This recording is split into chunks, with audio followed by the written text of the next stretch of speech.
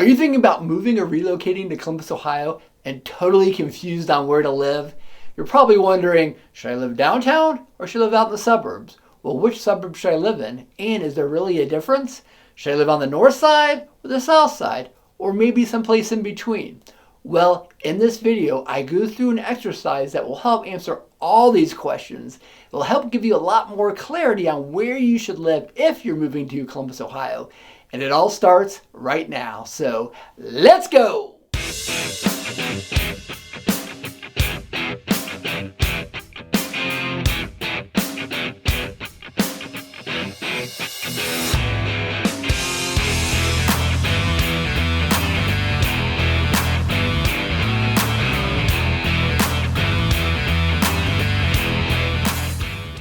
But first, a quick introduction. My name is Mark Van Stein, and I make videos on what it's like living in Columbus, Ohio.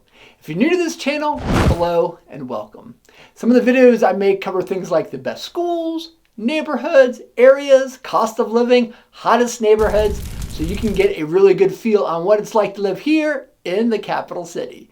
If you enjoy the video, please hit that thumbs up button below. And if you're interested in learning more about Columbus and its suburbs, make sure you subscribe to the channel because I'm dropping new videos every week about not only Columbus, but its many suburbs as well.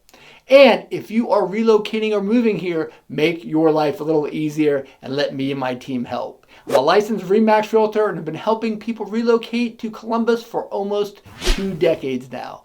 I'm actually a 3rd generation realtor. Give me a call, shoot me a text, send me an email, however you want to get a hold of me, my team and I are ready to help. Make your life a little bit easier. I literally get phone calls and emails and texts from people moving and relocating here every week. So, on with the video, and make sure you watch until the end because I go through a good comparison of what your dollar can buy you in 2 different very popular suburbs. The first question I always ask my clients when they are relocating to Columbus is, where are you at in your journey? And what I mean by your journey is your life's journey. Are you single or do you have a partner? Do you have any children? Are any of them school aged? How about pets? I want to have a good understanding of what's important to that client. Are they coming from a metro area like New York City or downtown Chicago where you can pretty much live an 8 square block radius, or are they more interested in something more suburban with larger yards, good school districts, or maybe it's something in between? This is the first question you should be asking yourself prior to moving to Columbus. Luckily, Columbus has a wide variety of communities to fit just about any lifestyle. Now, I did live in New York City for about 7 years after college, and I can tell you, if you decide to live in one of the downtown neighborhoods, you won't be living in an 8-block square radius. We just don't have that type of density here. But there are some great downtown housing options. There are a lot of suburbs which surround the city. North, south, east, west, all which have a little different amenities to them.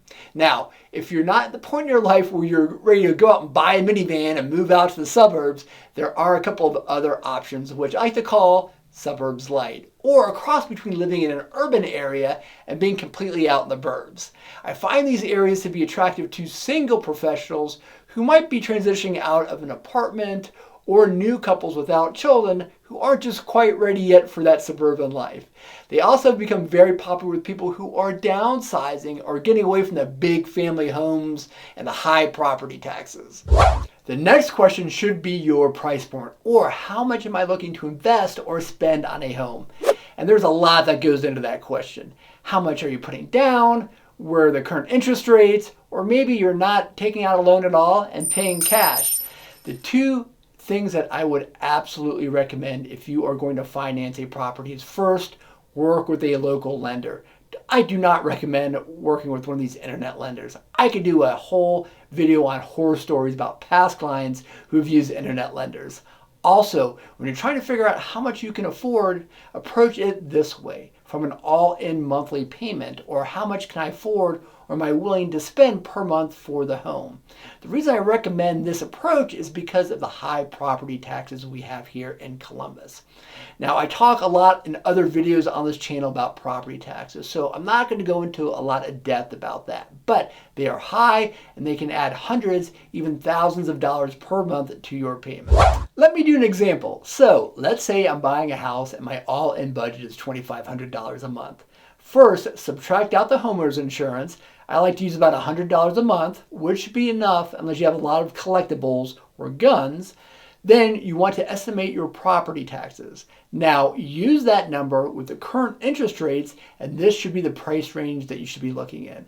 This is a much better approach to determining what price range you should be looking, rather than just going to a lender or a bank and getting a pre-approval letter. Lenders will pre-approve you for way more than you may want to spend or be comfortable paying. And this way, you're less likely to get in over your head, or what we like to say, being house poor. Okay, I've established my budget. Now what about lot or yard size? If lot size isn't important to you and you're looking for more like a condo or a patio home, then this question is totally irrelevant. But if you want to, let's say, an acre yard within 20 minutes of the city, you might be a little disappointed, no matter what price range you're looking at. I get this a lot with many of my clients who want some acreage or a large lot, but want to live close to the city. And in Columbus, that can be really tough to find. Not impossible, but difficult. Land has just become too valuable. And unless it's an older home or in a neighborhood that was designed with larger lots, it's tough. Most residential lots in the greater Columbus area are going to be a fifth to maybe a half acre in size. You'll definitely see larger lots around, but like I said, they're more difficult to find. If you're okay with the lot size, the next question is, how important are schools to you? Do you have any school-aged children? Will you soon? How long do you plan on being in this house? Is this a 3 to 5 year move, or is this going to be your forever home? All questions you want to take into careful consideration.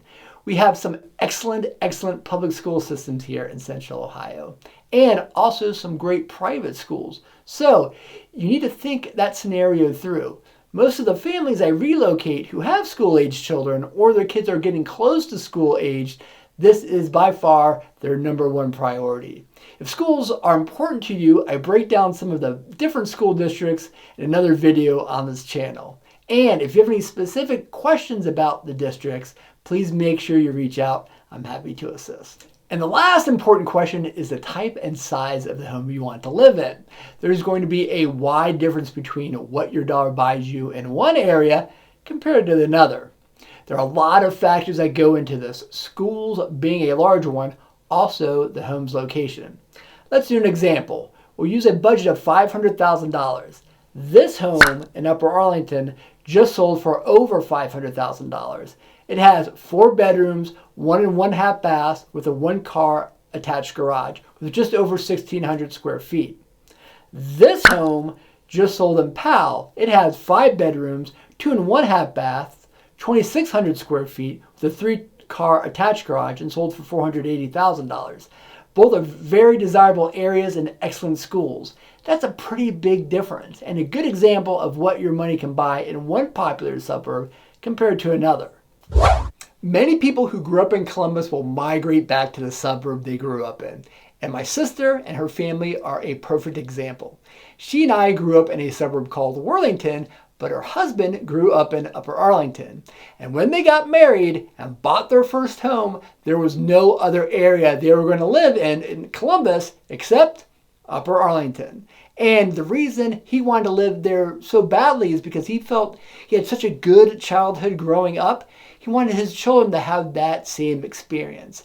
But my clients who I relocate to Columbus, who have no allegiance to any specific area, are like, I can buy 2 or 3 times as much house in Dublin or Powell than I can in Upper Arlington.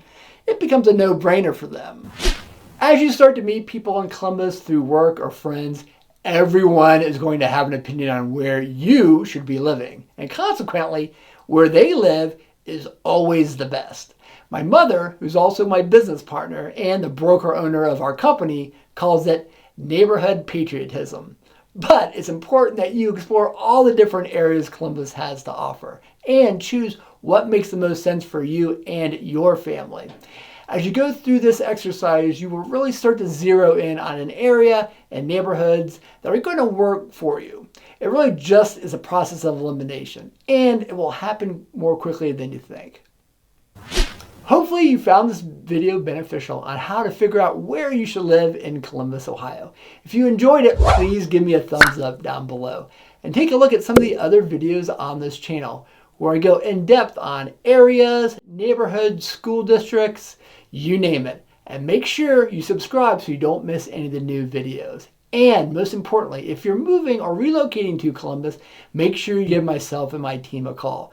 You probably sense that I'm super diligent helping people not only buy a great home, but also in an area that's going to make them happy. It's so very, very important that you have a professional realtor helping you purchase in Columbus, not someone who's just going to sell you something. You really want to make sure that not only do you buy a great house, but you also make a good investment as well. You can call, text, email me. My contact information is down below and at the end of this video. Until next time.